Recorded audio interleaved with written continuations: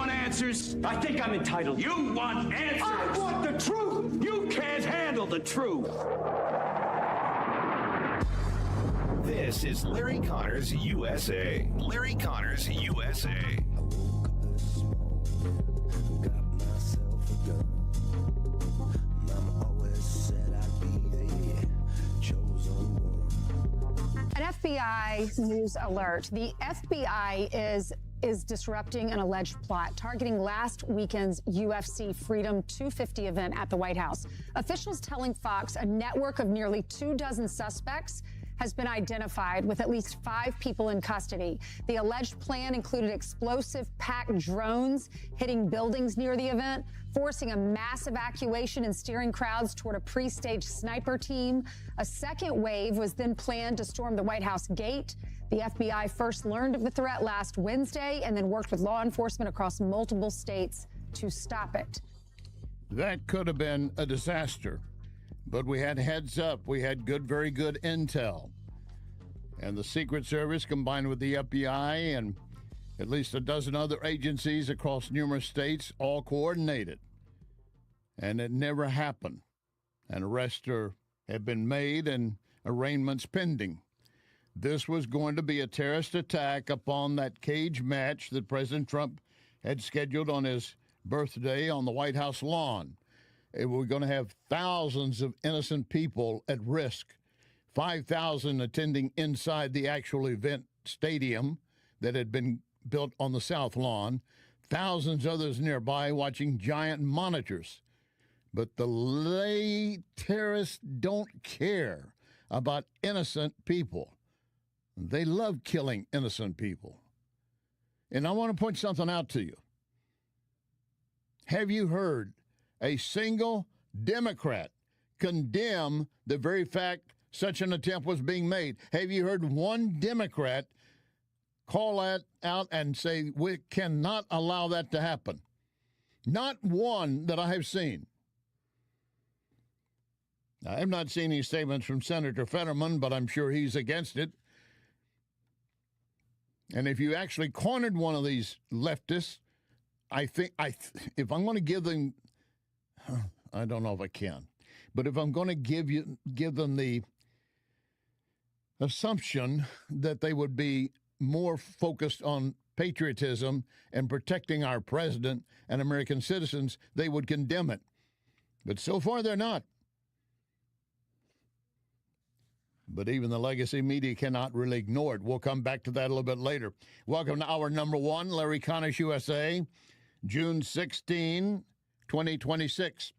Some of you might not have been able to see the feed from yesterday on Rumble. We had some difficulties. We hope to get that squared away today. You can always go to Larry Connors USA Facebook, and it should be there.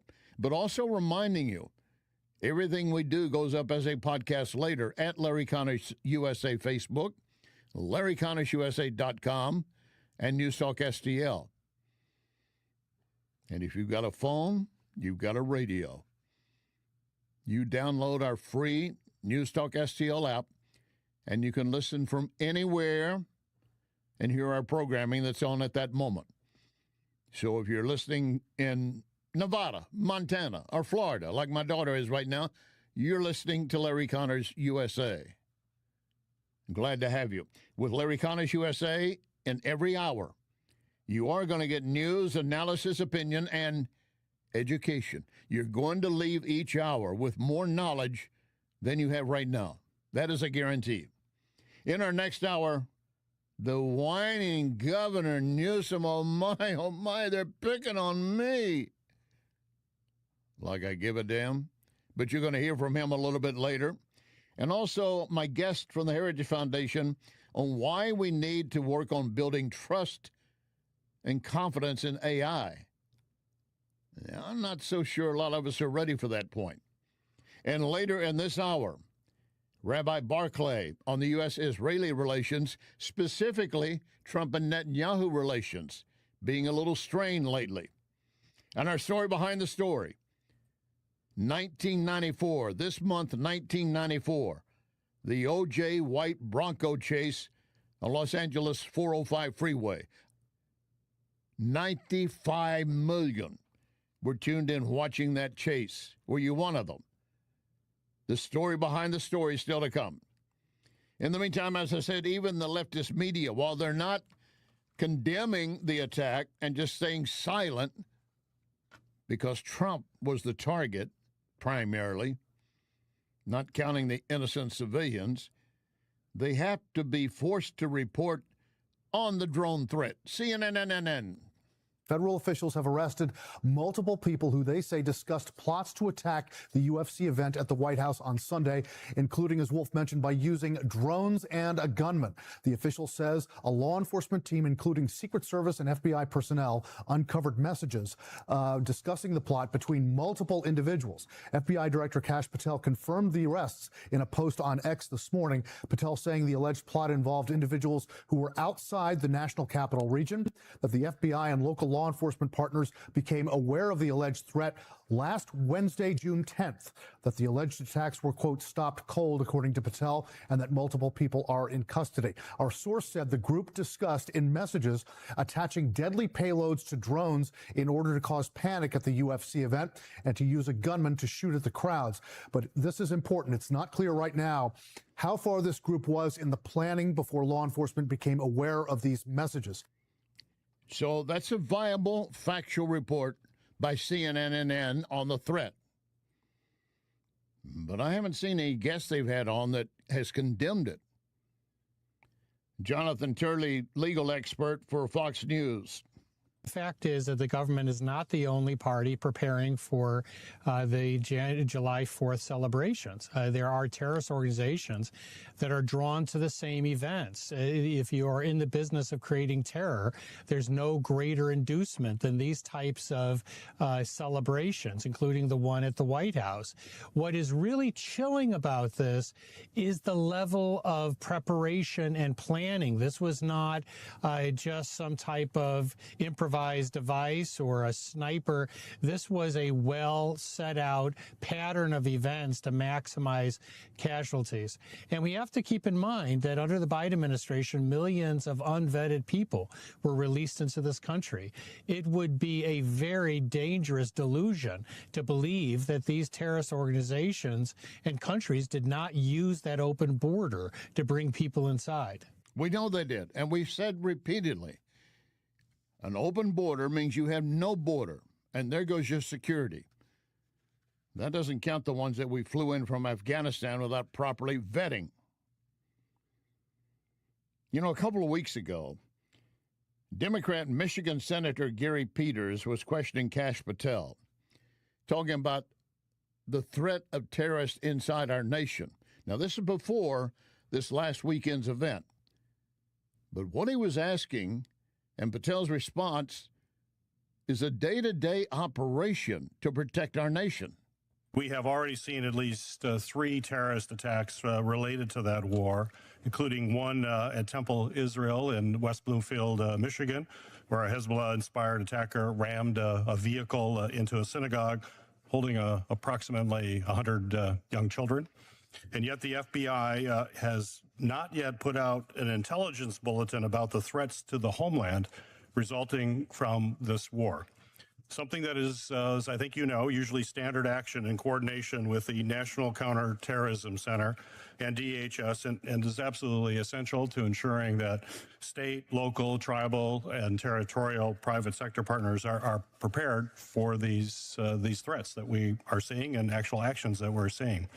So my question for you, Director Patel, just to confirm, has the FBI, in coordination with NCTC and DHS, issued a joint Homeland Threat Intelligence Bulletin to state, local, tribal, territorial, and private sector partners on the threats from Iran and its proxies as a result of this war? I know we have pushed out numerous PSAs, and I believe through the ODNI we have spoken collectively on the matter, but on the synagogue attack, the FBI directly coordinated with the synagogue 3 weeks before and provided training, which the synagogue themselves stated helped prevent the loss of No, I agree with that. Certainly, I have a question later, but that was a good thing. Absolutely.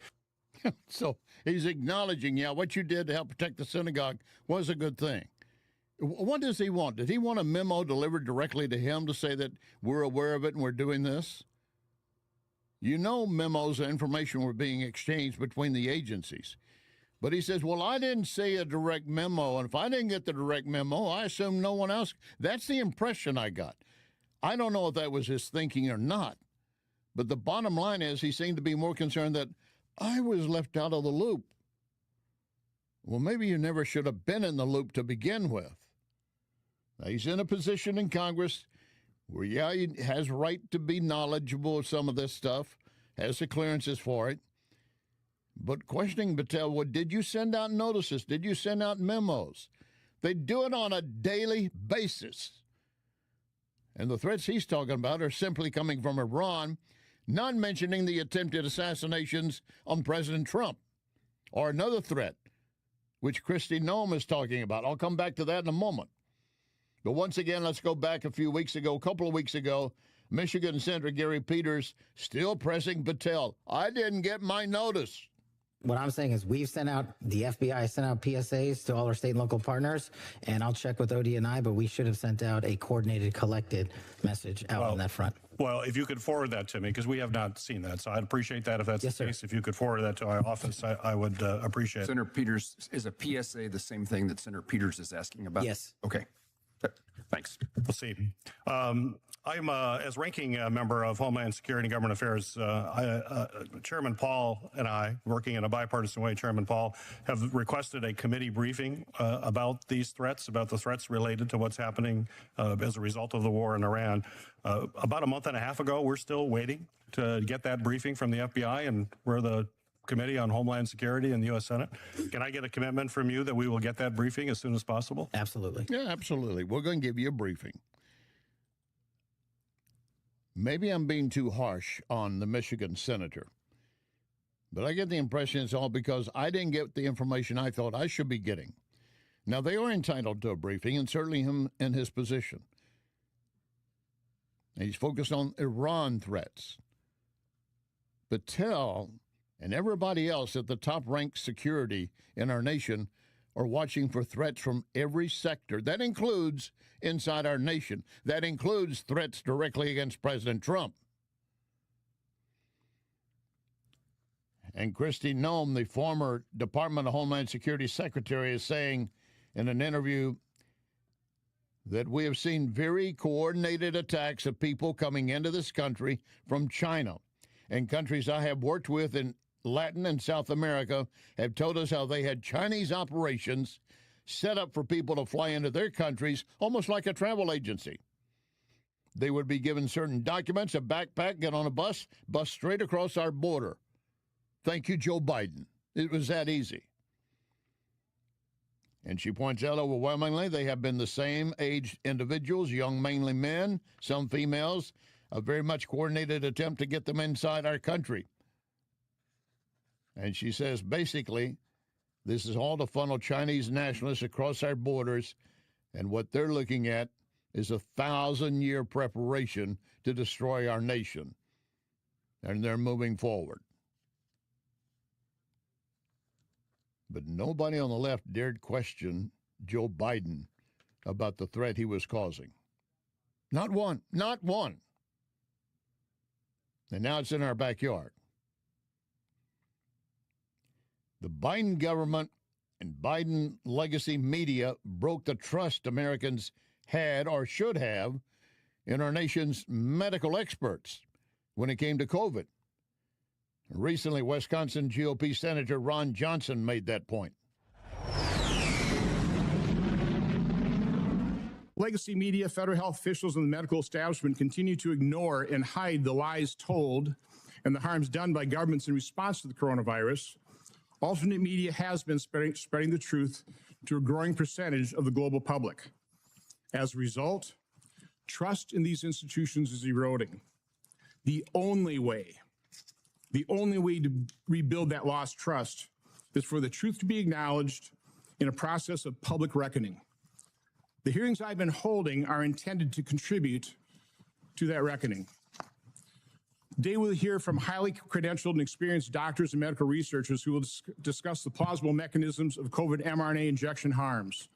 They will also describe the attacks they are experiencing on their research and reputations because they have the courage to expose the truth. They are exposing the truth.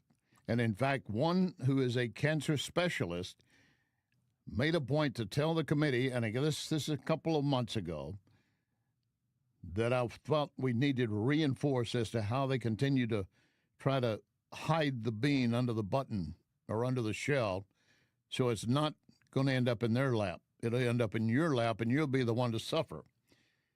This cancer doctor was talking about the links he saw between his cancer patients and the COVID vaccine.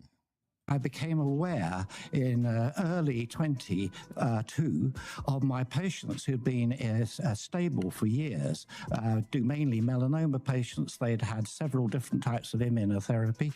And in 6 weeks, I saw 6 patients relapse with melanoma. They'd been stable for 3 to 18 years. They felt well apart from the relapse. And being investigative, I asked, what was the thing that was common? And the thing that was common is they'd all received a booster vaccine from their general practitioners. And initial investigations showed that this was likely to be true. Likely to be true that it was hurting cancer patients. And, of course, the Democrats are quickly peddling as much election fraud noise as they can, saying, we got to watch out. Trump will be stealing this election. They're careful to put Russia in connection with him because that blew up in their face. But the voter ID and the photo ID, Hillary Clinton bears down on that. You carry through what they're doing to try to undermine voting. They're trying to kick people off voting rolls. They're trying to demand forms of identification that most real people don't have, and most older people and most rural people don't have. They're certainly redistricting to make it difficult to elect Black representatives or Latino representatives or Democrats. So that means we have to be even more intentional in showing up and voting. So how do you explain the members in the GOP who are Black or Latino or some other minority? I guess they just miscast a ballot? And you farm people, you rural people, you're too dumb to get a driver's license? You already have one. The same old CRAP from Hillary Clinton. Coming up, Rabbi Barclay on Trusting Netanyahu. The story behind the story, the OJ Bronco chase. Lock and load. Ready on the right. You are listening to Larry Connors, USA.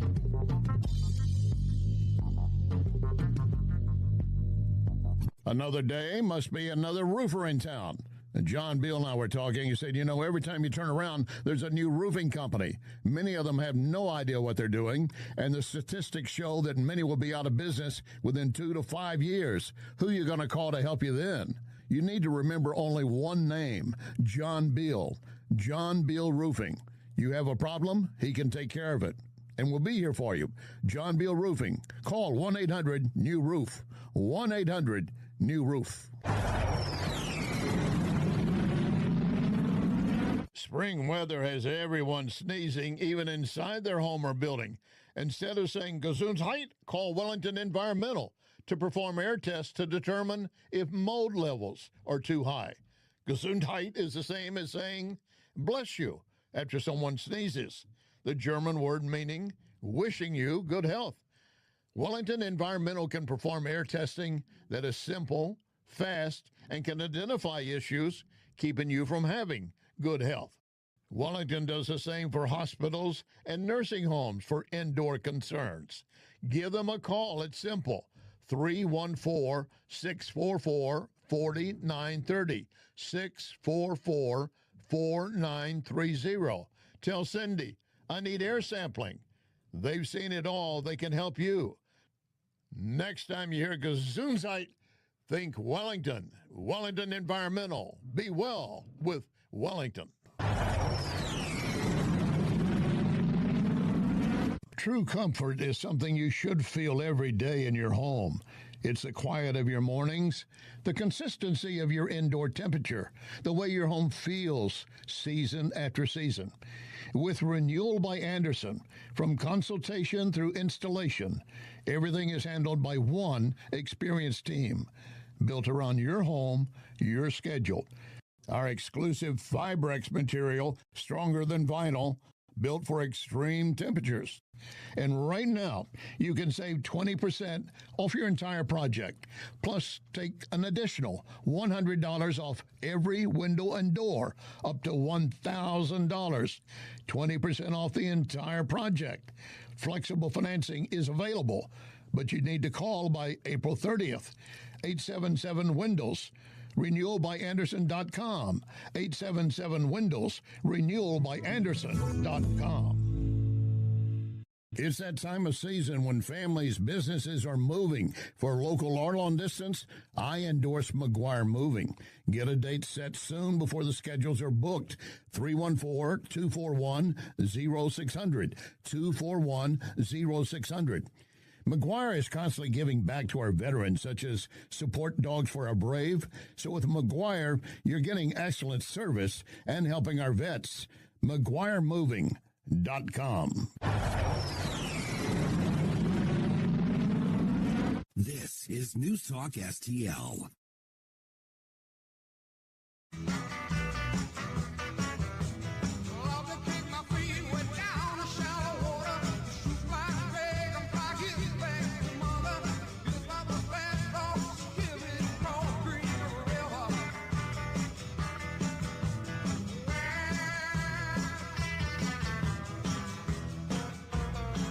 This is Larry Connors USA. Larry Connors USA. Good relationship with Bibi, but now Bibi has to be more responsible with respect to Lebanon. Lebanon used to be a great country. It was a country where you had professors, doctors, lawyers.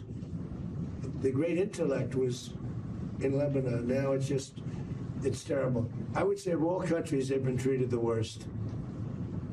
And they can't defend themselves. And they have Hezbollah, which is a problem for them. So, no, I'm not happy with the way Israel has handled themselves with Lebanon and with Hezbollah. They should have been able to do the job faster. It just goes on forever. And when that happens, it throws a negative light on the big deal, and that's the deal with Iran. That is President Trump talking about Bibi Netanyahu and what Israel has been doing in firing back into Lebanon and still occupying some Lebanese territory to go after Hezbollah. And I'm going to add a couple more quotes. In the Hill, Trump is quoted as saying, "There would be no Israel without me." I think that is a way over-the-top statement. And he also added in a statement to Axios, Netanyahu has no effing judgment. That is according to Trump. My guest, Rabbi Michael Barclay, he's author of the podcast, Rabbi's Table, Dialogue Not Debate. Rabbi, first of all, do you see a collision course now between Netanyahu and Trump or U.S. and Israel? I hope not. What's happened in the last week with President Trump is so disturbing and so out of character and so imbalanced. So I hope that this is not going to create more space between Israel and the U.S. Well, what about his statement? What do you think of that statement? Netanyahu has no effing judgment. I think that Donald Trump needs to take care of the United States, and Bibi Netanyahu needs to take care of Israel. And sometimes those goals are in alignment. And sometimes they may not be, but the only reason that they're not be is that they would not be is when America, and specifically Trump, are thinking that, oh, we don't have to be in alliance with Israel. The U.S. needs Israel almost as much as Israel needs the U.S. Well, according to Trump's statement, I'm sorry, sir, Rabbi, but according to Trump, as he quoted in the Hill, there would be no Israel without me. As I said, I think that's way beyond the pale. I'm trying to be very polite. I can hear but I might want to remind I might want to remind President Trump that there'd be no Israel without God, and he wouldn't be alive after Butler without God's hand saving him. And maybe God saved his life at Butler to help Israel. That's a very good point, Rabbi. Now, Trump also apparently has told Netanyahu, be responsible with Lebanon. Let Syria handle Hezbollah. They made that statement at the G7. Does that sound like a sound statement? No, it does not. Syria is being run by a man who used to be on the top 10 terrorist list. And Syria has no love for Israel. All of this is really problematic. I want to believe that this is not because of Trump, that he's listening to the wrong advisor and he's listening to J.D. Vance, Steve Witkoff, and Jared Kushner, as opposed to listening to Rubio, who he should be listening to. Well, Jared but Kushner his ego is and what's going on isn't right. Jared Kushner is Jew, as you well know, and he and his wife have a child they're raising Jewish. I mean, so Trump understands the Jewish view, obviously, and has always said Israel is our greatest ally in the Middle East. But this personality clash and these kinds of statements, I find disturbing, I'll be honest. Well, first of all, both Steve Witkoff and Jared Kushner are Jewish. However, they both have made significant deals with Qatar and Saudi Arabia, financing sources. And so just because someone is born a Jew does not mean that they're living by Jewish values or that their loyalty is to Israel in any way, shape, or form, or loyalty to peace, if their loyalty is to money in this case. So, and Vance is an anti-Semite. So I think he's just listening to the wrong guys. And he's doubling down, and his ego's getting in the way. And, this is a real challenge because the reality is that there's a war going on between the Islamic world and the Western civilization. And Israel's the front line of defense, and Trump is abandoning them and is betraying them. Well, now, to that point, you're listening to Rabbi Michael Barclay, again, his own podcast, The Rabbi Stable, Dialogue, Not Debate, perfect statement for that. I'm not a full Trumper always, forever. I often question what he does. I question these remarks, but I don't see that he's actually turning his back on Israel, as I thought I caught a hint in your last statement. Am I wrong? With respect, I think you are.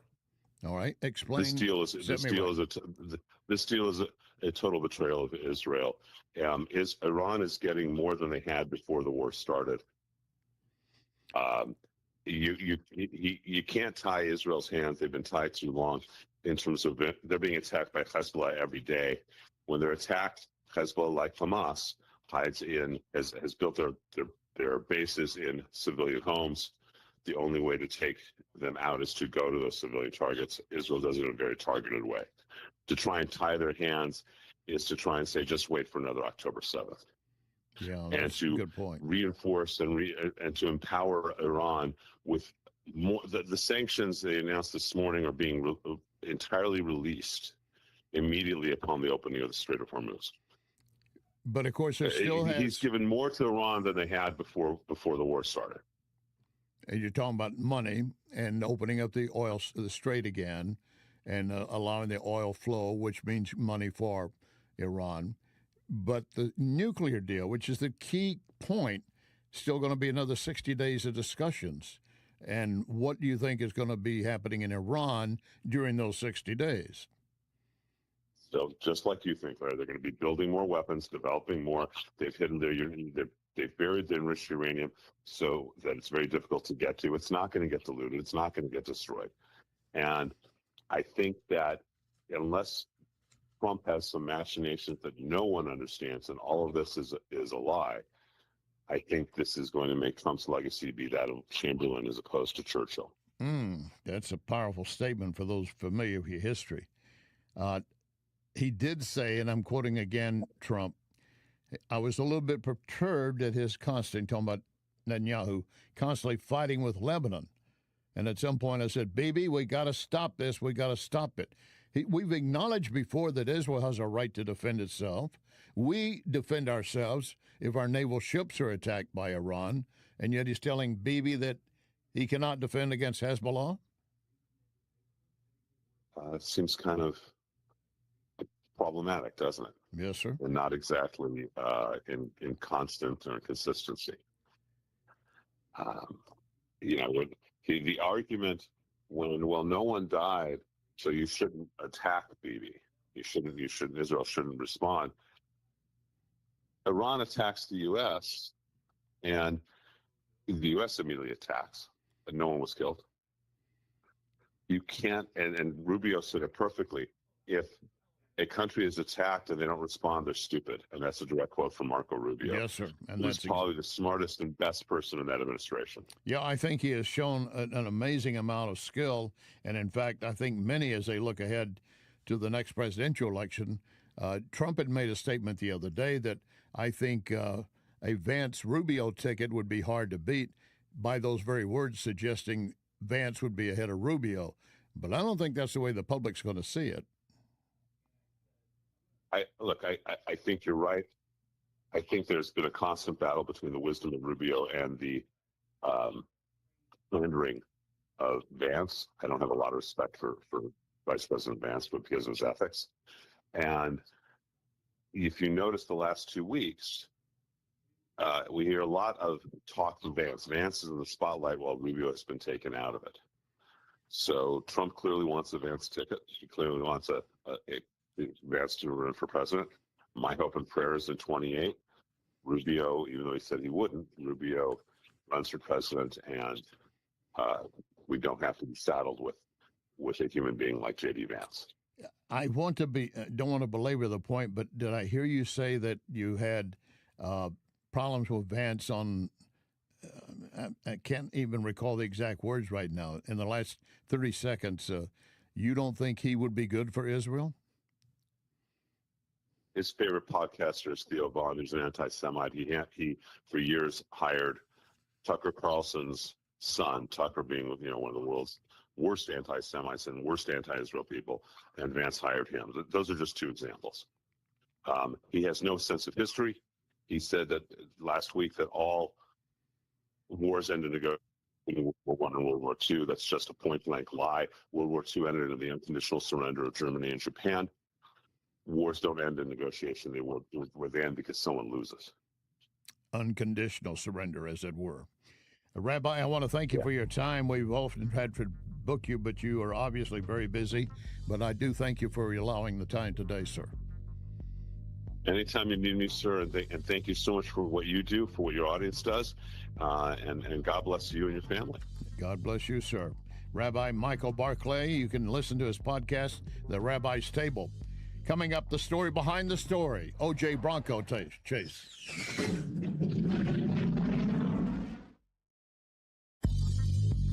You can connect with Larry on Twitter at Larry Connors USA. I want to share something with you. Cooking a pizza using coal creates an amazing pizza. Only one place to get it, Napoli Brothers Pizza and Pasta in Chesterfield. Of course, they offer a wide variety of pasta, but you just visit the website NapoliSTL.com, dine in or take out, and get ready for patio season. Napoli Brothers Pizza and Pasta in Chesterfield Valley. Try it. You can thank me later. So many times, Vincent's Jewelers has helped me surprise someone special. Vincent's locally owned can do the same for you, and you don't have to break the bank to get something really nice, maybe even customized. The smile you're going to get back from that special someone, priceless. Check Vincent'sJewelers.com every day because new items are arriving and there are special deals. Vincent's, my only jeweler. Vincent'sJewelers.com. Vincent'sJewelers.com. True comfort is something you should feel every day in your home. It's the quiet of your mornings, the consistency of your indoor temperature, the way your home feels season after season. With Renewal by Andersen, from consultation through installation, everything is handled by one experienced team, built around your home, your schedule. Our exclusive Fibrex material, stronger than vinyl, built for extreme temperatures. And right now, you can save 20% off your entire project. Plus, take an additional $100 off every window and door, up to $1,000. 20% off the entire project. Flexible financing is available, but you need to call by April 30th. 877-WINDOWS. RenewalByAnderson.com. 877-WINDOWS. RenewalByAnderson.com.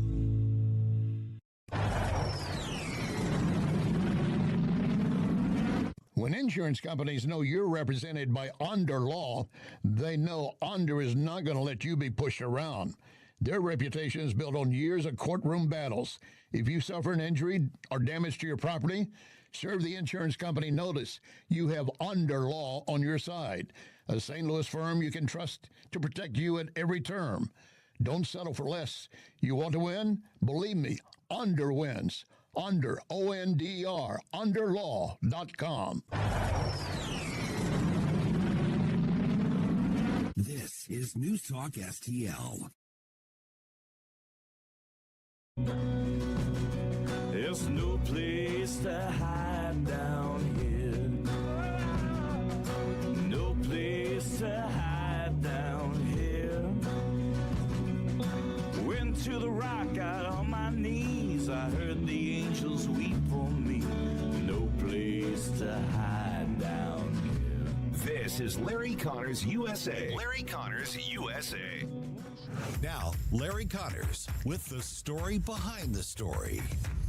I'm going to have to interrupt this call. I understand we're going to go to a live picture in Los Angeles. Is that correct?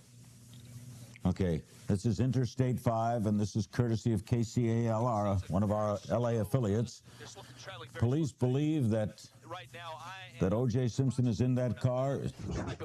Now they're telling me that they believe that this vehicle is registered to Al Cowlings, one of O.J.'s oldest friends, a teammate at Southern Cal. And they believe that Al Cowling, who's the other person they're looking for, who was with O.J. earlier today, they believe that this is the car. We do not know this is the car. They're going south through Orange County, but nobody is pulling this car over. And we could only guess as to why not. Right, I guess they're just being careful. May fear that there are arms in that car. They may fear that Simpson may harm himself. Now, police radio is saying that Simpson has a gun at his head. Reuters is reporting that the police tracked O.J. Simpson through his cellular phone. Look at all the cars on this next bridge, man. That's a helicopter reporting, talking to KCAL, saying, look at all those cars on that bridge looking down. That was a report as stated by Larry King on this month, 1994, the O.J. Bronco chase. Of course, this followed the murder of two people, Nicole Simpson and Ron Johnson. O.J. knew he was going to be accused of it, going to be arrested for it, indicted for it, and he started on the run. Now, the event actually happened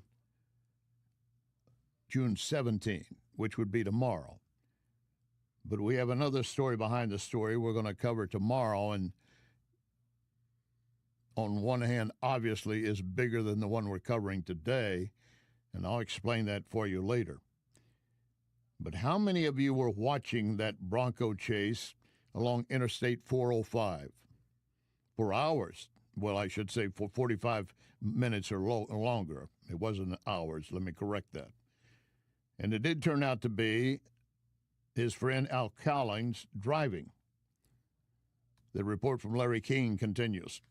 This is Larry King as we stay atop this scene. Jim Hill, famed sportscaster in Los Angeles, an old friend, a former athlete, old friend of O.J. Simpson, is going on radio in Los Angeles. Still going westbound 91, just approaching O.J. Simpson 710 freeway. to turn himself in. The last thing Jim said was, O.J., you were a man, you are a man, be a man, turn yourself in. Earlier today, Robert Shapiro had arranged for O.J. to turn himself in. Doctors were in attendance. They were all going to go together in a car because they were worried about suicide. When they went downstairs from a conference room in O.J.'s house, he was gone. They're going to go right toward the Beverly Hills, Santa Monica, Brentwood areas where O.J. lives and where the two people killed also lived. Again, that was Larry King reporting on the events as they were unfolding. And there were O.J. supporters lining the freeway. They were seeing the coverage. They were racing out to be at the 405, either as he went under an overpass or as he drove down that section of the 405. Reporter Eric Spillman picks up the story. It is an amazing sight. Along the right-hand shoulder, people have pulled over, many of them carrying signs such as signs reading things like "Save the Juice," "Go OJ." People are literally cheering him on as he travels northbound on the 405, and we can only assume that he plans to get off at Sunset and go towards perhaps his home. He's on the off-ramp now, coming up the off-ramp at Sunset.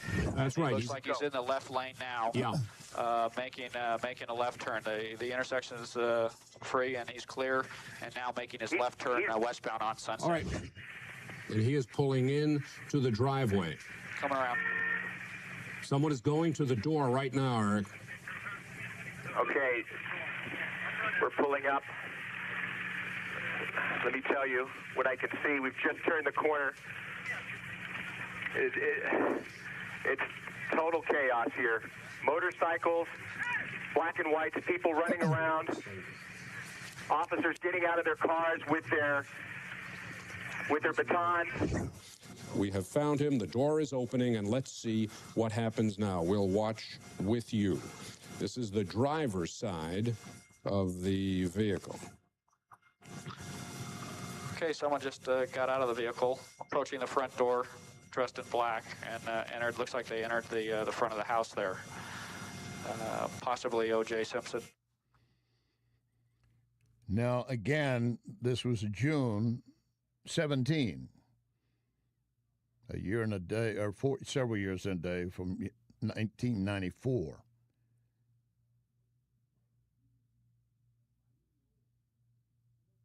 The nation was spellbound, caught up in the event. But I do not want you to forget, despite all the live coverage on national TV, to 95 million viewers where it all started. And that was with the death of Nicole Brown Simpson and Ron Goldman. Author Lawrence Schiller presented some information. Author and filmmaker Lawrence Schiller had unprecedented access to O.J. through O.J.'s friend Robert Kardashian. Robert said, "Larry, I got to sit down. I got to play you a tape." Robert shared this audio recording Simpson made at Kardashian's house just hours before the infamous Bronco chase. Let me play you a little bit of it. He was recording this almost like a suicide tape. Oh, boy. I don't know how I ended up here. Please remember me as a Jew. Please remember me as a good guy. Don't remember me as one of the negative that might end up here. That's what O.J. intended to be his final words. Please remember me as the juice. Moments after making that tape, the juice was discovered by Robert Kardashian, who described what happened next in an audio-taped interview. He was sitting there with the gun and his pictures of his kids and of Nicole. And then O.J. said, "I'm going to kill myself in this room." And I said, "You can't." I said, "This is my daughter's bedroom." He first wanted to kill himself in Kim Kardashian's bedroom. Right, Kimmy's bedroom, yeah. I can't have my little girl in this bedroom, and every time I come in here, I'm going to see your body laying in this. O.J.'s desperation culminated in that Bronco chase later that day. In the number 3 lane at approximately 30 miles an hour. His friend, A.C. Cowlings, is behind the wheel. This is AC. I have O.J. in the car. He's still alive, but he got a gun to his head. A gun to his head, so obviously he was armed.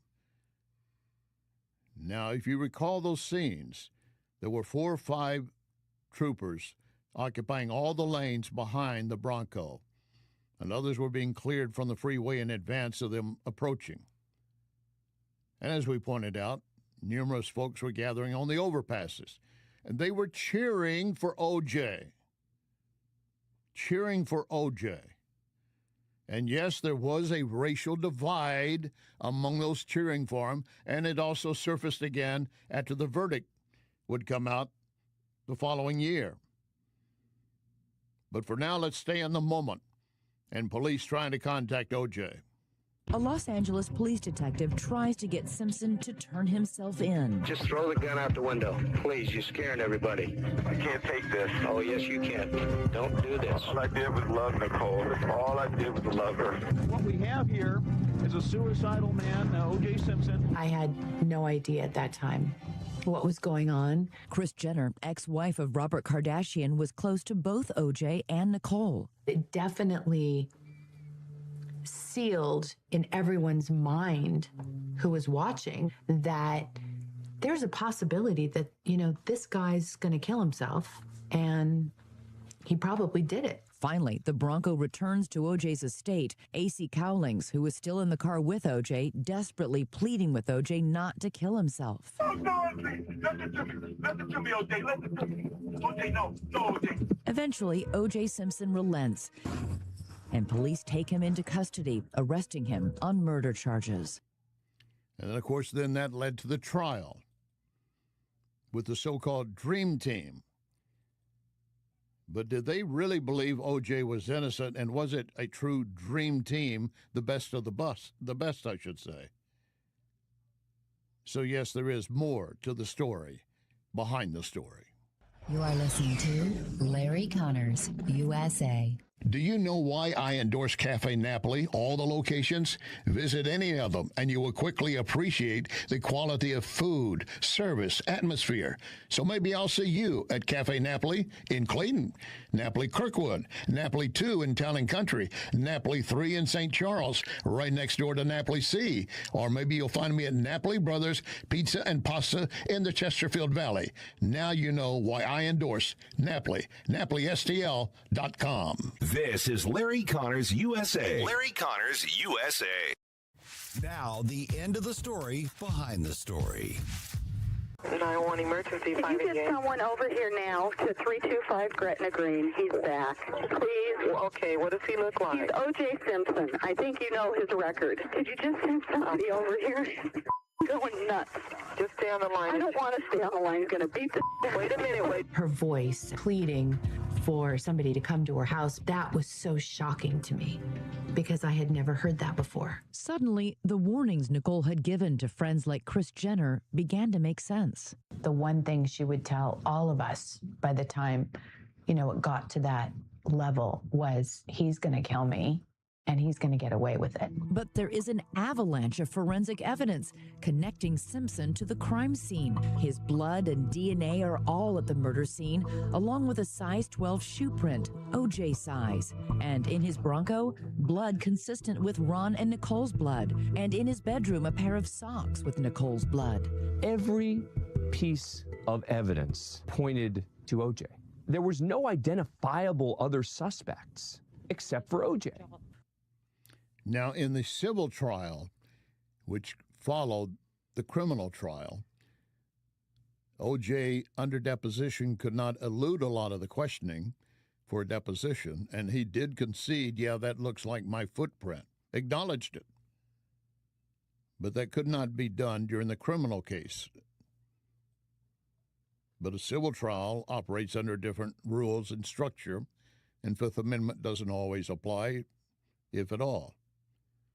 Now, if you watch the day that the verdict was read, and you watch the lawyers, the so-called Dream Team, huddled around him, you could not help but notice in front of O.J.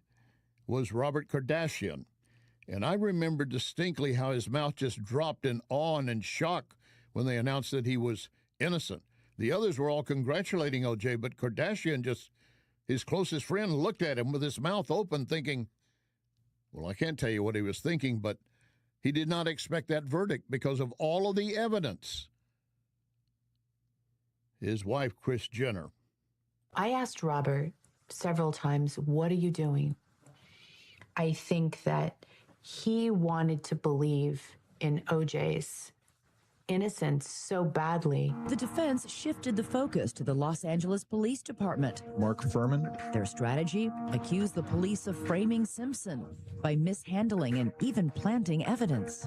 But perhaps the defense's biggest win is the prosecution's biggest blunder. They ask him to try on the bloody glove found at the scene of the crime. Nearly everyone knows what happens next. You have a problem putting the glove on his hand. That bloody glove becomes a rhyming rallying cry for the defense. If it doesn't fit, you must acquit. Orenthal James Simpson, not guilty of the crime of murder. Take a look at this video of an impromptu celebration at Simpson's house. A jubilant Simpson rejoicing at his acquittal. Yes! Kris Jenner remembers watching her ex-husband Robert Kardashian's face as the verdict was announced. I think he was shocked. He was definitely stunned. I mean, you could look at his face and see it. After the trial, Robert Kardashian would distance himself from O.J. 8 years later, while dying of cancer, he would not take O.J.'s phone call. O.J. did try to reach out and call him, but Robert didn't take the call. Did not take the call. A lot of that material you were listening to from CBS, ABC, and other news operative. In his book, Outrage, The 5 Reasons Why O.J. Simpson Got Away with Murder, Vincent Bugliosi, I should say, who wrote about the Manson murders, dismissed the idea that Simpson's defense team was a true dream team. He said Shapiro had never tried a murder case before. Cochran was primarily a civil lawyer who may not have won a single murder case before a jury.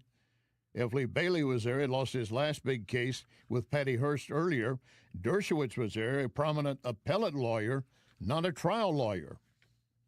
But in the end, O.J. was found not guilty, to the surprise, obviously, of his friend and attorney, Robert Kardashian. Our story behind the story tomorrow will be June 17. June 17, 1972, the Watergate scandal broke. We have another hour to come on Larry Connors USA. And remember our pledge, one nation under God.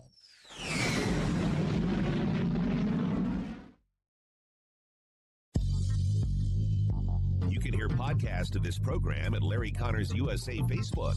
Larry Connors USA Facebook.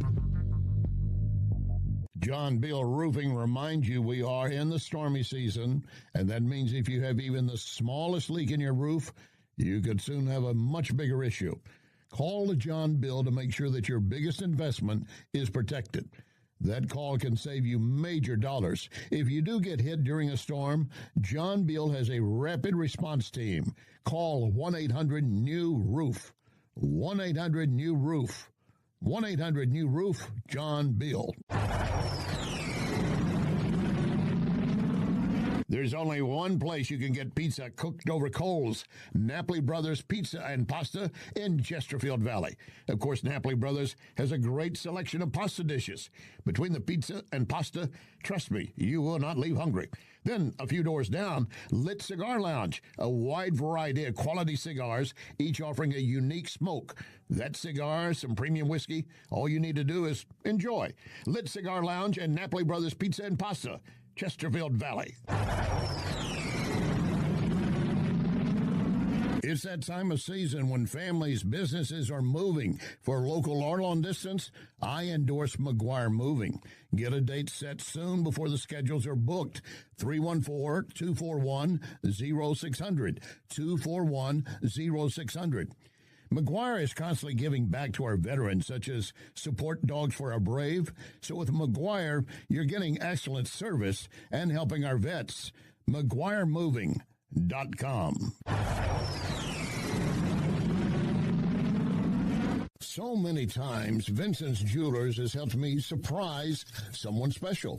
Vincent's locally owned can do the same for you, and you don't have to break the bank to get something really nice, maybe even customized. The smile you're going to get back from that special someone, priceless. Check VincentsJewelers.com every day because new items are arriving and there are special deals. Vincent's, my only jeweler. VincentsJewelers.com. VincentsJewelers.com. Let's be candid, honest. No out-of-state law firm can represent you better than Onder Law. O-N-D-E-R. Hometown roots, attorneys living right here with you and your family. When you suffer an injury because someone else was negligent, Onder Law will make sure the other party takes full responsibility. You'll get full compensation, not a backroom deal worked out with some insurance companies. And, of course, we're moving into the stormy season. And, again, when you have a legitimate claim, you should be properly compensated. Onder Law does not toy around with adjusters, investigators, lawyers trained to cheat you of what is rightfully yours. Onder Law has already recovered millions for families across Missouri and Illinois. Onder wins. Not just a catchy phrase, it's a fact. So I'll repeat it. Onder wins. OnderLaw.com. O-N-D-E-R. OnderLaw.com. Wins. This is News Talk STL.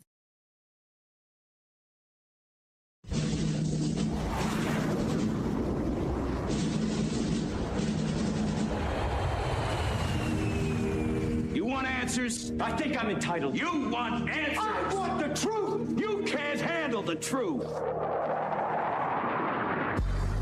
This is Larry Connors USA. Larry Connors USA.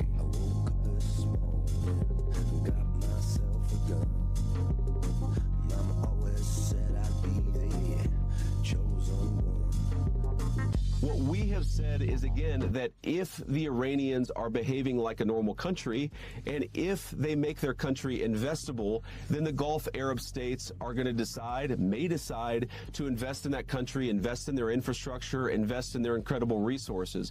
But I think it's important, not a single dime of that money comes from the United States. And in order for Iran to get that benefit, they have to show the Gulf Arab states that they're behaving like a normal country. Again, the whole concept of this deal is that if Iran acts like a normal country, their economic relationship, both with the region, but the world, is going to be totally transformed. The President of the United States doesn't want just a deal on the nuclear as much as that's a win for the American people. Yeah. He wants to see a transformed Middle East, which is what this deal will do so long as the Iranians comply. And if they don't, they won't get any of the benefits.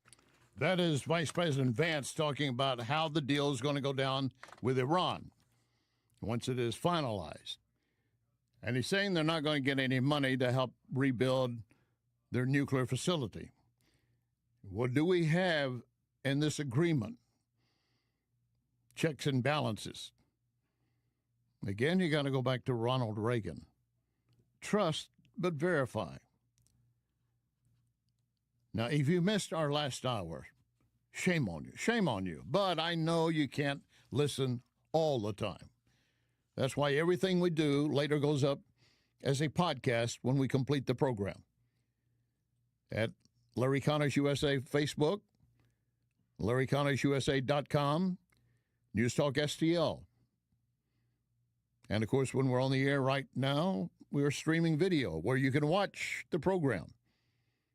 Again, at Larry Connors USA, Larry Connors USA Facebook, News Talk STL, News Talk STL Rumble, Larry Connors Rumble. We're available for you everywhere. Larry Connors USA Rumble or News Talk STL Rumble. You can watch the program, and I encourage you to do it. Now, what did you miss in the last hour? I had a guest on that probably upset some folks, but many others were probably greatly cheering. Rabbi Michael Barclay.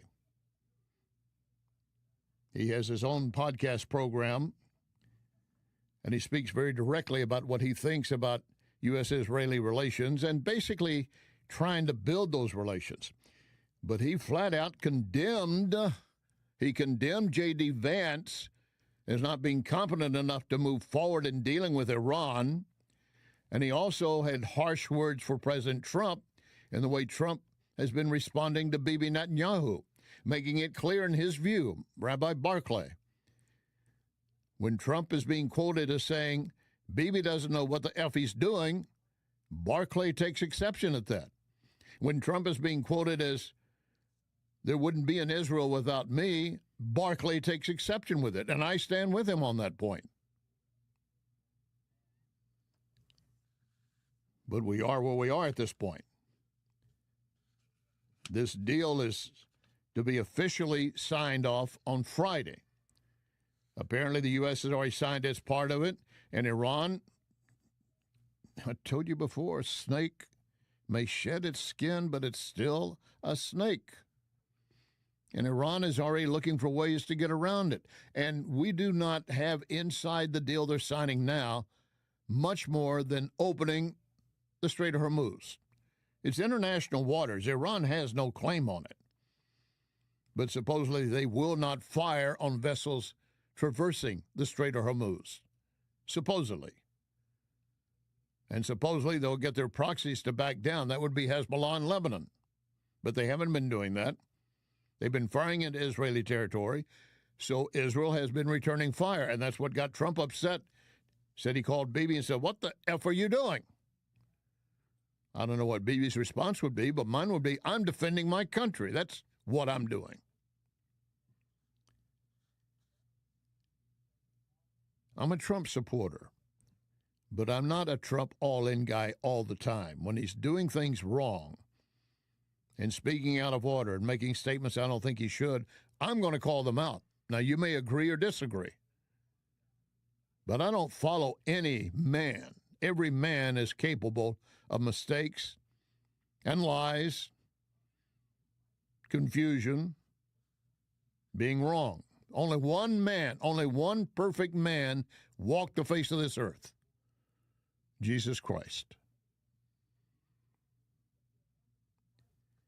We got a lot to cover here for you in our second hour. Thank you for joining us. June 16, 2026. I'm reminding you with Larry Connors USA, you are going to get news, analysis, commentary, and education. And coming up later in this hour, I've got a guest from the Heritage Foundation who's basically saying we need to build trust with AI and not be slow to innovation. He said we need it, or she's going to say we need it because the U.S. needs to win the race regarding AI. Do you agree? She'll be coming up shortly. Now, once again, the deal between Iran and Israel, Iran and the U.S. and the other nations in the Middle East, apparently be officially signed off on Friday. But here's Trump speaking about Israel. Relationship with Bibi, but now Bibi has to be more responsible with respect to Lebanon. Lebanon used to be a great country. It was a country where you had professors, doctors, lawyers. The great intellect was in Lebanon. Now it's terrible. I would say of all countries, they've been treated the worst. And they can't defend themselves. And they have Hezbollah, which is a problem for them.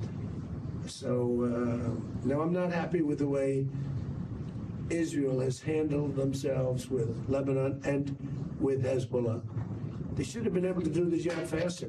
It just goes on forever. And when that happens, it throws a negative light on the big deal, and that's the deal with Iran. Yeah, that is the big deal. And shipment going through the Strait of Hormuz is a big deal. It affects your oil and gas prices, your supply prices, and it will begin to come down. Now, CNN and NN wants to broadcast to you, it's not going to fall like a rock. It will float down like a feather. And that's probably more accurate. Prices will slowly shed their numbers. We're down 50 cents from, I think, 2 weeks ago. And there will be more if the strait is fully open. But, of course, we also have to keep in mind what Iran is capable of. On the other side, the main issue is nuclear capability. They cannot have that. We must make sure they do not have it, not only for the U.S., but throughout the Middle East, and that would include, obviously, Israel.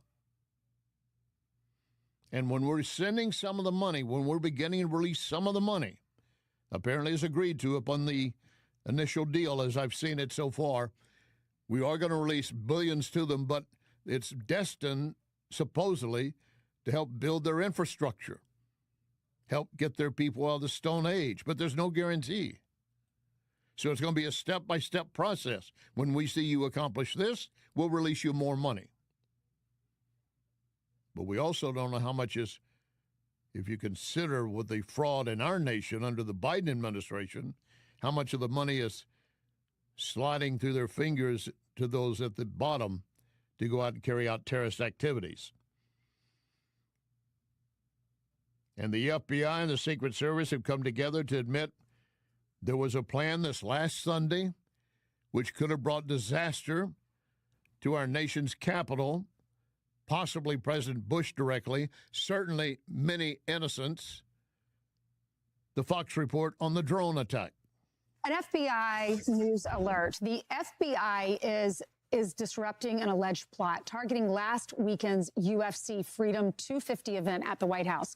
Officials telling Fox a network of nearly 24 suspects has been identified with at least 5 people in custody. The alleged plan included explosive packed drones hitting buildings near the event, forcing a mass evacuation and steering crowds toward a pre-staged sniper team.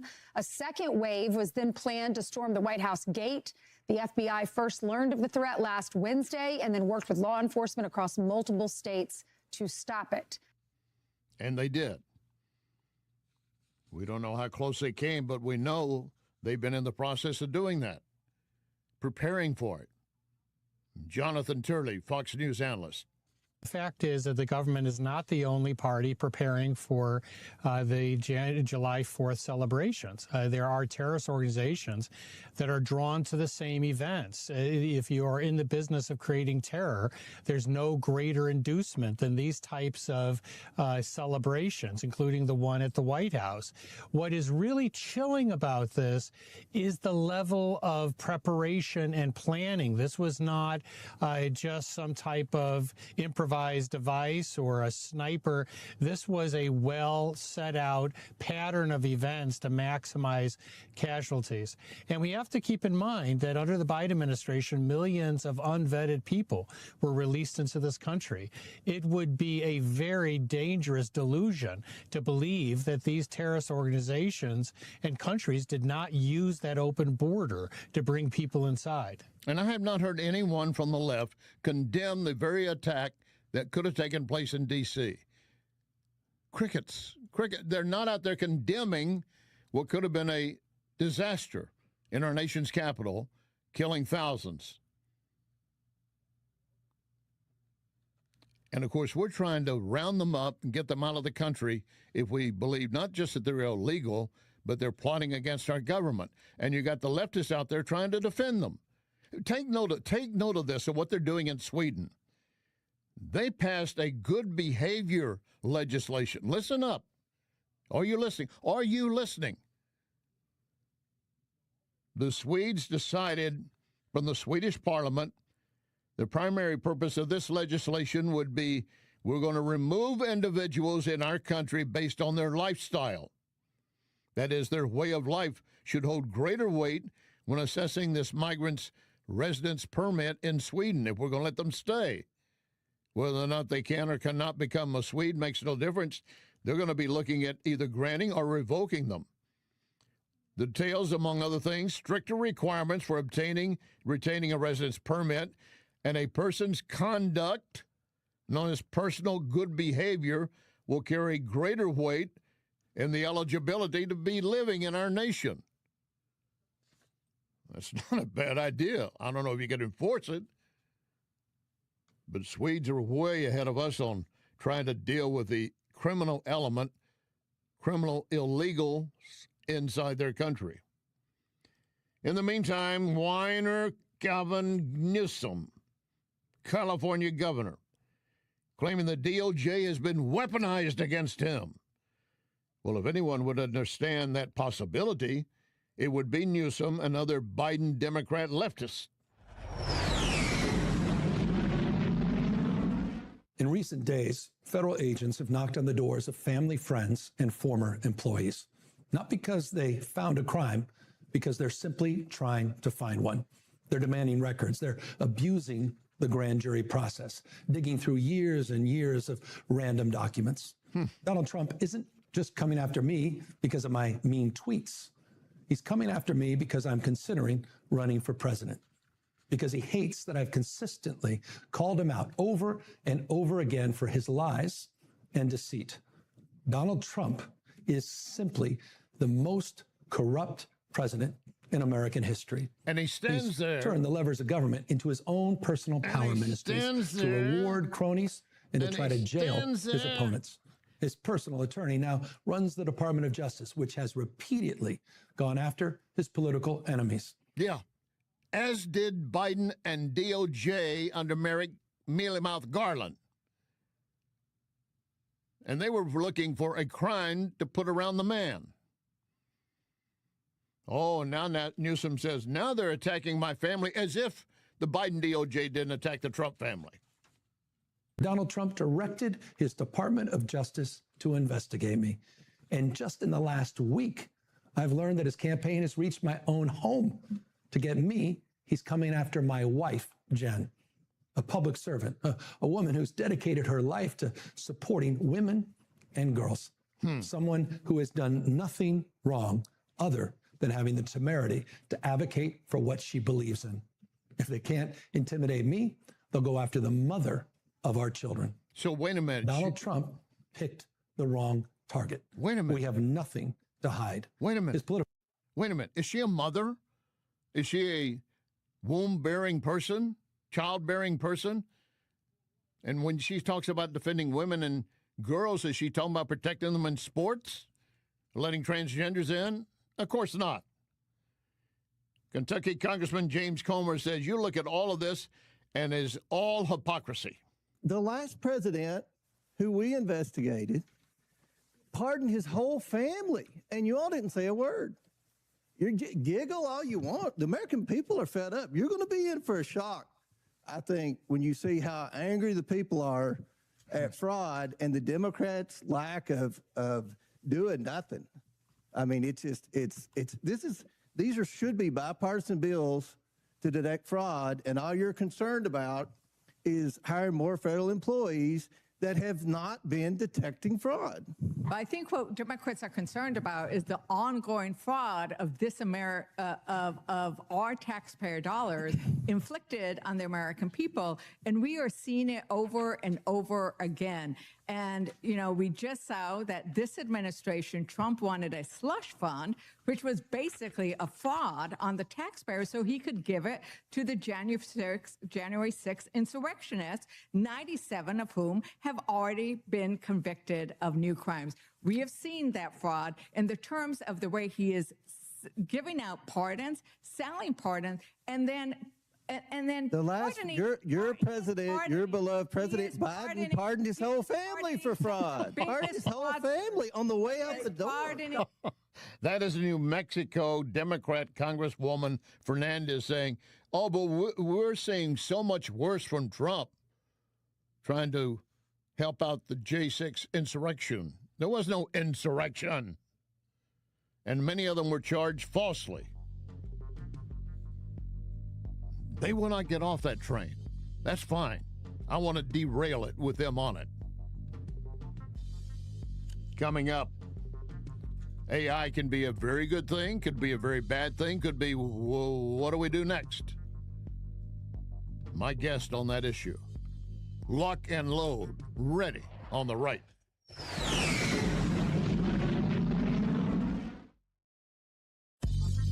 You are listening to Larry Connors, USA.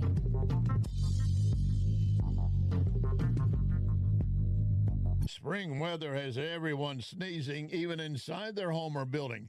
Instead of saying Gesundheit, call Wellington Environmental to perform air tests to determine if mold levels are too high. Gesundheit is the same as saying bless you after someone sneezes, the German word meaning wishing you good health. Wellington Environmental can perform air testing that is simple, fast, and can identify issues keeping you from having good health. Wellington does the same for hospitals and nursing homes for indoor concerns. Give them a call. It's simple. 314-644-4930. 644-4930. Tell Cindy, I need air sampling. They've seen it all. They can help you. Next time you hear Gesundheit, think Wellington. Wellington Environmental. Be well with Wellington. McGuire Moving is silver certified, which means they are great at relocating senior citizens. In fact, McGuire is a household name because McGuire understands the stress involved when moving older adults. So if you or family members need help moving, I highly recommend McGuire Moving. 314-241-0600. 241-0600. Get a free in-home estimate. McGuireMoving.com.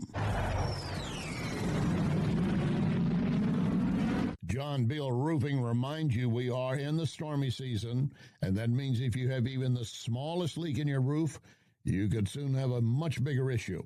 Call John Beal to make sure that your biggest investment is protected. That call can save you major dollars. If you do get hit during a storm, John Beal has a rapid response team. Call 1-800-NEW-ROOF. 1-800-NEW-ROOF. 1-800-NEW-ROOF, John Beal. So many times, Vincent's Jewelers has helped me surprise someone special. Vincent's locally owned can do the same for you, and you don't have to break the bank to get something really nice, maybe even customized. The smile you're going to get back from that special someone, priceless. Check Vincent'sJewelers.com every day because new items are arriving and there are special deals. Vincent's, my only jeweler. Vincent'sJewelers.com. Vincent'sJewelers.com. This is News Talk STL.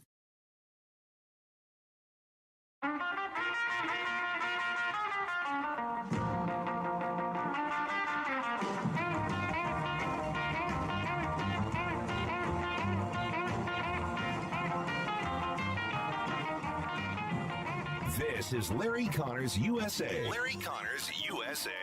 Welcome back. I have a guest from the Heritage Foundation, an expert on AI, Autumn Dorsey. And Autumn, I want to thank you for joining us to begin with. Thanks for having me. So I'm looking at a piece that apparently you're pointing out and explaining to others how we need to build trust with AI. Otherwise, we'll be slowing innovation, and the U.S. will not win the race against other nations in AI. Would you take a moment to explain? Yeah, a really big part about this race is AI adoption.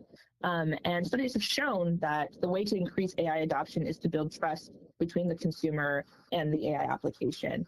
But the way to do that is to have like federal guardrails. Now, by federal guardrails, are you talking about censorship? No, I'm talking about just like, it could look like a lot of different things, but essential like legislation regarding how do we actually protect people? How do we make sure that we're supporting human flourishing when it comes to AI? So what do those rules look like? You know, this could be like child safety. This could be transparency. There are a lot of different approaches, but I think we're going to need some federal guardrails. Well, let's look at that for a moment. Now, when the internet surfaced and when we suddenly had all these social media companies out there, would you compare the innovation that happened then to the same situation now? Yes and no. I mean, it's a new technology, right? But AI is so fast paced and has a lot of different structures and different risks than the internet did. So this is a kind of a different situation. Well, when you start trying to decide what's good AI and what's bad AI, what are the parameters? Yeah, I actually think that there isn't really such a thing as like good AI or bad AI. AI is a tool, and it kind of depends on how you use the tool. Like sort of like what safety standards are like lab setting. I think that's more important than trying to figure out, is this model like really, really good? Is this model really, really bad? Well, I have a client that specializes in AI and helps numerous companies, PRI Global. Might as well give them a mention in the process. And they're working on building, their own AI issues for individual companies to meet their needs. Right now, a lot of the AI out there, how much of it is already being manipulated in a way to alter minds and maybe votes? That's a great question. I think the part about like altering minds, I think really kind of comes down to how do individuals use it. I think a really big part about AI is how do you use it with intentionality, right? You don't want AI to do all of your thinking for you. But that's not a thing that companies can like determine, nor is that a thing that like government can really regulate. It's about like, are you using AI to do all of your writing, or are you just using it as like a brainstorming tool?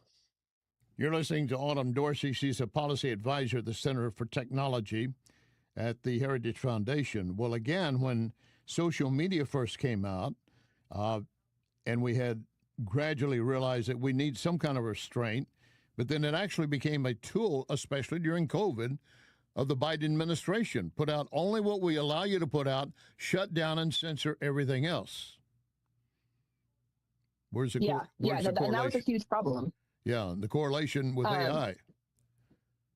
Yeah, I think one thing that the government is going to have to figure out is how do you essentially have rules so that we aren't coercing platforms, these AI tools, to have censorship, right? There are a couple of bills now that are actually focusing on this and making sure that we're preventing AI-enabled censorship. I'm looking at a piece presented by The Hill, and the author, I think, is Adam Solander, I believe, Andrew, I should say. In the beginning statement, campaign ads featuring AI-generated clips and images once sounded like a laughable concept. Now they're everywhere with attack ads that place candidates in a wide variety of compromising and fictitious situations. Yeah, it's an interesting landscape now that we have like, you can have like deep fakes of different politicians. And I think that's also something that the Hill is going to have to figure out is, are we going to actually allow that? Well, we knew that every time Trump was speaking at any point during his first administration, you had all these fact checkers, which were generally paid leftists to call out things that may or may not have been a mistake or fact that he got wrong. But often we end up either relying on them to do, quote, our fact checking because we're too lazy, or we don't have the resources. I'm going to grant that. And the same thing I see happening with some things regarding AI. When you see some of these video, you don't know if it's fake or not, do you? True. It's getting harder and harder to tell. So how are you going to police it? Yeah, that's a great question. I'm sort of thinking that, maybe you have to use tech against tech. How do you have, there are like ways to have like maybe AI detection algorithms. And like, so that you're able to like provide notices maybe on social media that like, hey, this is an AI generated video. And that should be a mandate, or is it? It's not currently a mandate. It's a potential solution. I am interested to see maybe if there are more market-based solutions, but I'm not entirely sure what those would look like right now. Will it become as innocuous and kind of passed over as the warning on a cigarette pack, this might cause cancer? Potentially. But I mean, it's better to have, those cigarette warnings than to not have them, right? Like we still want people to be aware or have at least the tools to be aware that some things are AI generated. All right, back to the Hill article. I want to share this with you. They're talking about an ad that depicts Tallarico in Texas, Democrat Senate nominee, opposing Trump's choice, of course, in Texas. The ad depicts Tallarico, and it was put out by a Trump-aligned group called Citizens for Sanity. It depicts Tallarico in a dress singing an abridged version of favorite things about transgender children. Now, Rico did not do that. And on one hand, you can laugh about it, but at the same time, you kind of know that he does endorse transgender children. So they're taking a fact of where he stands and then putting a circus around it. Yeah, yeah. So what is the audience supposed to do and take away from that? I mean, I think, part of it is like political messaging. I mean, attack ads are not a new sort of idea. It's just, I think AI is really, I guess, enabling them and enabling these attack ads. Yeah, I mean, it's a hard line to toe, right? You want people to have creative freedom, but also on the flip side, it can be used to like put people in situations that maybe they've never like actually said or been in. And then in Kentucky, the GOP primary for the 4th District, a throuple ad, as they refer to it, THROUPLA, throuple ad, deep fakes of Congressman Thomas Massie, Republican Kentucky, dining, checking into a hotel, holding hands with Congresswoman Ilana Marr and AOC, all these pro-Massie spots using AI to depict an elephant with Trump-like hair and a MAGA cap. I mean, at some point you recognize, okay, now that's fake, but again, some of it can be so fine, so distinct, and maybe so on point that it's gobbled up as fact. Yeah, and that's the concern when it comes to these things. So, maybe having notices might be a solution. I'm sorry, doing what? Having like a notice, like, on social media, if these are posted on social media, that this is AI generated. I still say, I think after a while it becomes just wallpaper to a lot of the audience. They don't pay attention. I'll bet any smoker right now probably has not bothered looking at the warning on the cigarette label package for decades. They just pick it up and start smoking. I mean, true, but I also think that, it has like I think my generation is very much against smoking because of those things, where we now sort of know that like, oh, because of these warnings, smoking is not a good thing for you. And it has kind of fallen out of like, fashion in my generation. So I think, there could be something to say about actually having real notices for AI generated content. Well, now, since you mentioned your generation, you and I are the same generation. You know that. Oh, I apologize. No, darling, you don't. And if I offended you by saying darling, I apologize. But no, we have quite a few. We have quite a few differences in age. There's no doubt about it. But I will say this: I walked into one of my advertisers one day and said, "Larry, I want you to take a look at this." And there I was. I spent years as a TV news anchor. So there I am, my lips moving perfectly in sync, and the words coming out of my mouth, my voice, and I'm castigating, defiling the advertiser. And the guy that runs her ad campaign looks up at me and said, "What?" And I said, I that's not me. I didn't do it. Of course, it turned out he put it up. He made it up just to have fun with me. But I had no way of defense. And so a lot of people are going to be caught like that. What do they do? Right. I mean, I think that's something that, like, is going to have to be probably contended in the courts a little bit in terms of, like, what evidence now becomes admissible. But I think, I think technology will also kind of catch up in this area when it comes to, like, AI detection. All right. Well, I want to thank you again very much for your time, Autumn Dorsey, the Heritage Foundation. Thank you very much. Thank you. All right. Coming up, the debate over a photo ID still in play for the elections. Or is it? Stand by.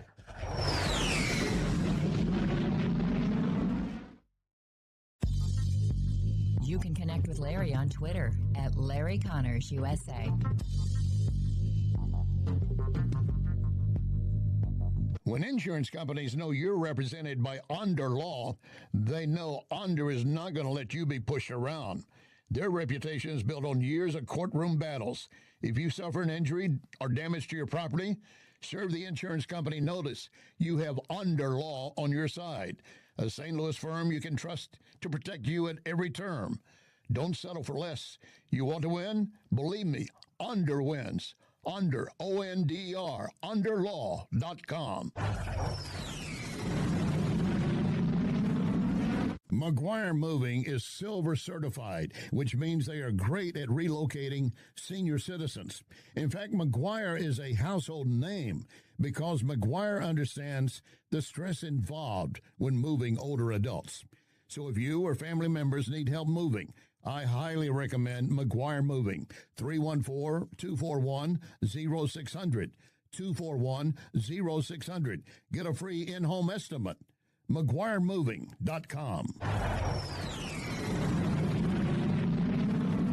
When I have business clients or guests from out of town, I often take them to Cafe Napoli. I know they're going to enjoy any of the Napoli locations. Cafe Napoli in Clayton, Napoli 2 in Town and Country, Napoli 3 in St. Charles, next to Napoli C, Napoli Kirkwood, or Napoli Brothers Pizza and Pasta in the Chesterfield Valley.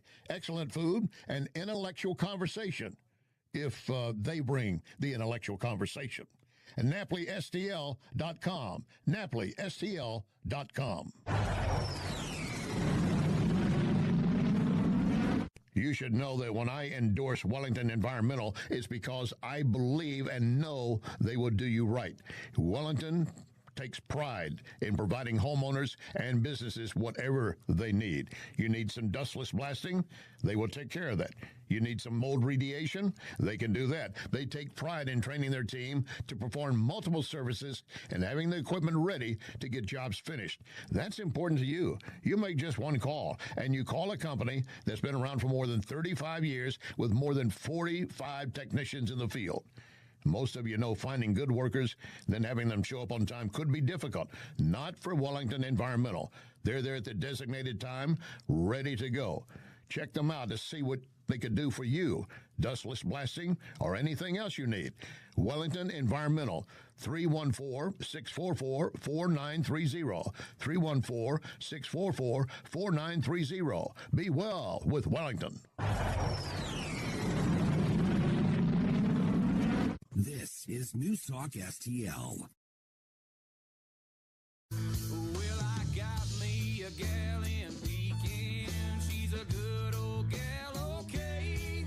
Oh, she's sitting there waiting by a window fan on a long hot summer day. Oh, every day I'm working on the Illinois River, get a half a day off with pay. Oh, so boat picking up barges on a long hot summer day. This is Larry Connors USA. Larry Connors USA. The American people are with Nicki Minaj, because what are we talking about here? So take a look here. Favor voter ID to vote. Look, I got all this polling on the screen going back since 2018. You'll notice on all of it, it's all north of 75%, 76%, 76%, 76%, 81%, and then 83% in the last year of Americans agree with Nicki Minaj. They favor photo ID to be able to vote. Now, in case you are of different generation, I had some fun on my last guest. If you missed it, pull up the podcast. Young woman, I'm going to guess probably late 20s. And she's talking about her generation. And I said, well, I think my generation, you and I are the same generation. And she apologized because she didn't mean to offend me. I said, oh, no. I was playing with you and offending you because I'm not anywhere near your generation. I think I remember that generation. Maybe not, but I think I do. But CNN's Harry Enton pointing out that the voter ID and how the numbers stack up show that we have many in this country that just do not buy the lie, the absolute lie being sold by the left that voter ID is disenfranchising voters. And Hillary Clinton's still pushing it. I'll come to her in a moment. Nicki Minaj is a Trinidadian, I should say, rapper, singer, songwriter, known for sassy, assertive characters and so forth. She has explained in the past that she regrets certain lyrics from her past, thinking that maybe they gave a wrong impression about her, that she thinks that she wants supporters to embrace her new perspective Others are unsure about her views. Her shift has been a topic of discussion, even on social media platforms. She has basically accepted the fact that there are too many crazies out there on the left, and she doesn't want to be part of them. And speaking about voter ID issues, once again, CNN's Harry Enton. What's the racial breakdown on this, right? Because I think a lot of people make the argument that people of color, non-white Americans, have a harder time procuring a photo ID to vote. But even here, take a look here. Favorite photo ID to vote. 85% of white people favor it. 82% of Latino. 76% of black Americans favor it. So the bottom line is this. Voter ID is not controversial in this country. A photo ID to vote is not controversial in this country. It is not controversial by party, and it is not controversial by race. The vast majority of Americans agree with Nicki Minaj that, in fact, you should have a photo ID to be able to vote. And then the last stat, in case you missed it, 76% of the black population surveyed said, I favor voter ID. They want to protect their vote. They don't want their vote stolen from them.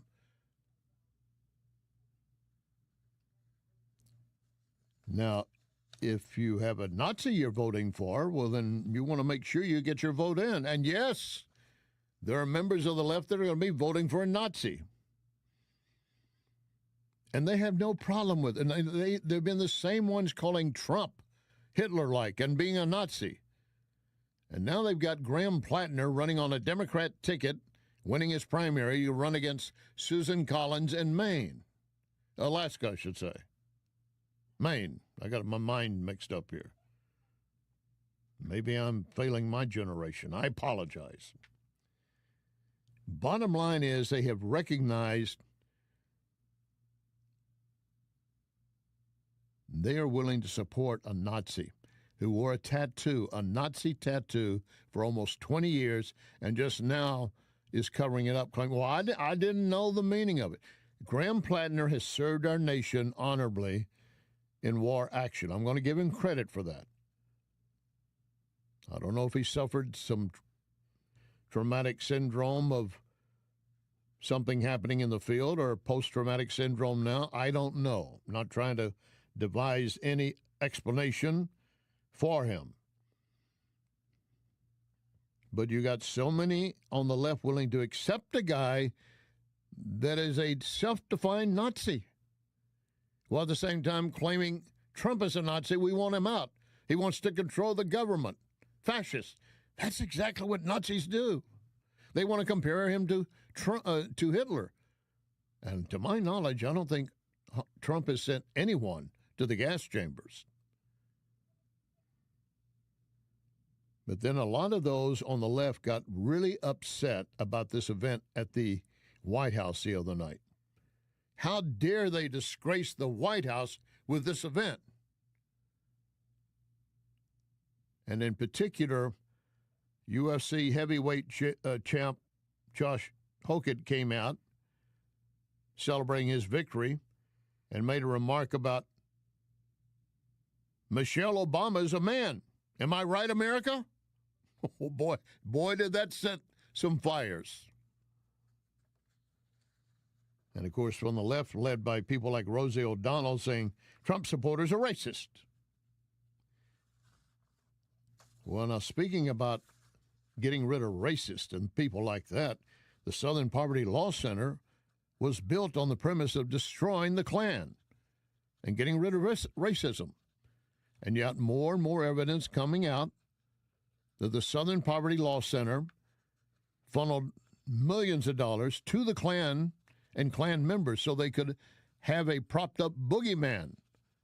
We need more money to fight the Klan because they're getting bigger. You know why they're getting bigger? We're taking some of your money and giving it to them. But send us more money. And they got it. The New York Post is reporting that one executive at the Southern Poverty Law Center, a former executive, also funneled $1.2 million in donor money to her neo-Nazi lover. Oh, and they do share a bank account, apparently. The New York Post reporting Heidrich Beikrich, a 58-year-old fascism expert who was the director of intelligence at the Alabama-based anti-extremism nonprofit Southern Poverty Law Center between 2012 and 2019. Her boyfriend's name is only listed as F9 in the indictment, which accuses her of dropping $140,000 in donor money given to the Southern Poverty Law Center into their joint accounts.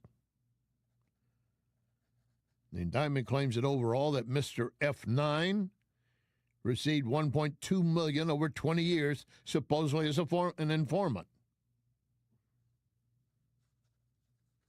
So the SPLC was paying this guy $60,000 to be a neo-Nazi.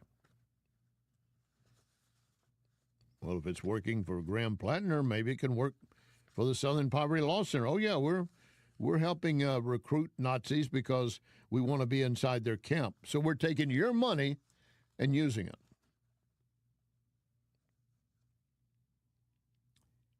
We've seen numerous healthcare frauds, obviously, in recent times. Prosecutors last year took down one of the largest.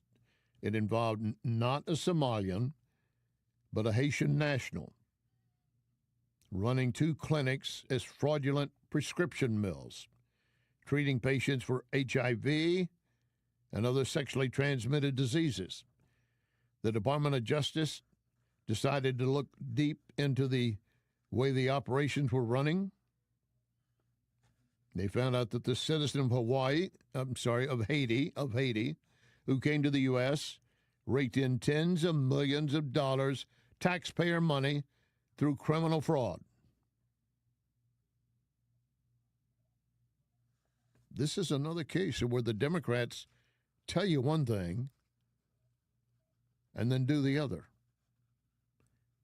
And to add to the salt to the wound, they will tell you what to do, and then they will turn around and do whatever they want to do.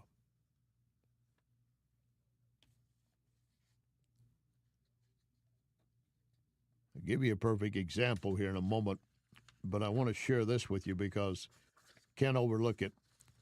I don't know if this is going to cause a real division between President Trump and Texas Senator Ted Cruz, but Trump has endorsed a candidate in the Georgia's gubernatorial nomination runoff.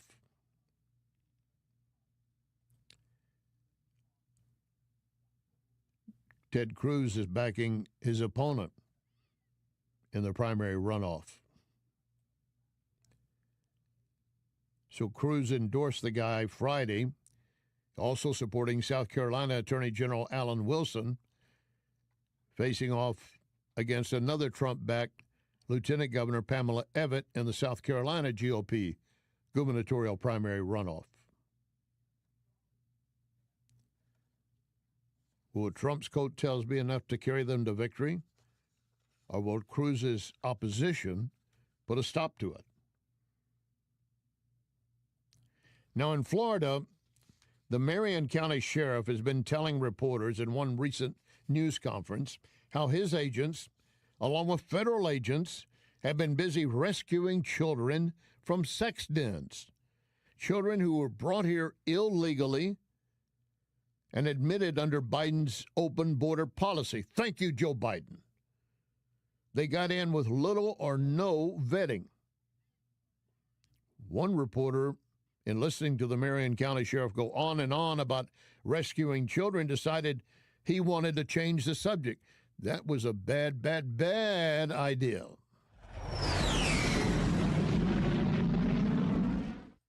For the Attorney General, Colonel Houser, we're able to ask a couple off-topic questions, specifically about the wrongful arrest of Lindsay Isaacs in Volusia County. I understand that she and her criminal attorney met with your office, Mr. Uffmeyer, just a couple days ago. How did that meeting go, and do you think that Lindsay Isaacs deserves an apology, and what's the status of those 2 FHP troopers that are named in the civil lawsuit? All right, so you just pissed me off.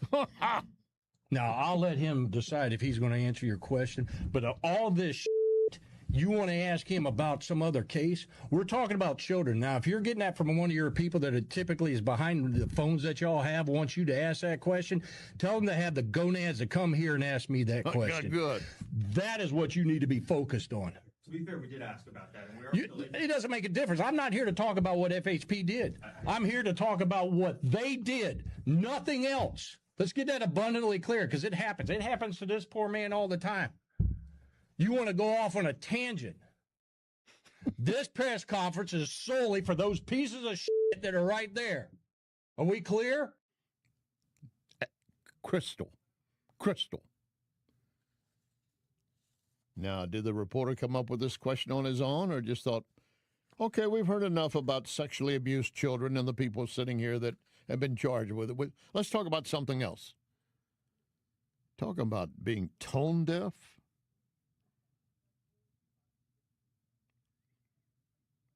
Now, here's another group that is tone deaf, the Major League Baseball Association.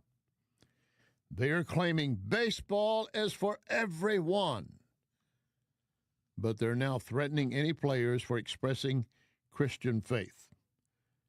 Looking at a piece written in The Federalist by Sean Fleetwood, we often have him on as a guest. Major League Baseball threatening to punish several Christian ball players for the San Francisco Giants because on Monday was their Pride Night uniform night they were supposed to wear.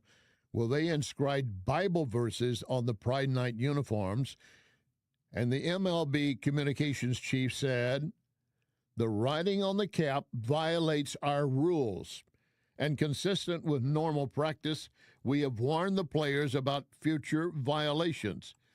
It's not a violation to make them wear a suit that says, I'm all about pride. They may, in fact, support some people in pride. They don't support pedophilia, and not every member of Pride is pushing pedophilia. And I've told you before, I have some gay friends. They don't like this kind of attitude either. They agree, quit shoving it in the face of the public. But MLB is doing that. Except in Texas. 3 different pitchers all wrote variations of Genesis 9:12-16 on their LGBT-themed hats during the Giants' Friday matchup against the Cubs. The Bible verse details God's use of a rainbow to symbolize his covenant that he would never again destroy mankind by flooding the earth. One of the pitchers asked about it, said, it's something I believe in. I stand firm in it. We live in a country where we have the freedom to believe what we want. There's no hate. It's just what I stand for. And what I stand for is I believe in God. Oh, no. You can't do that. You can stand with the transgenders and pushing children into pedophilia and all the other nasty CRAP, but you cannot stand in defense of God.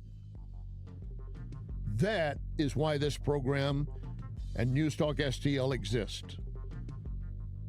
Not just politics, but belief. Please join us again tomorrow.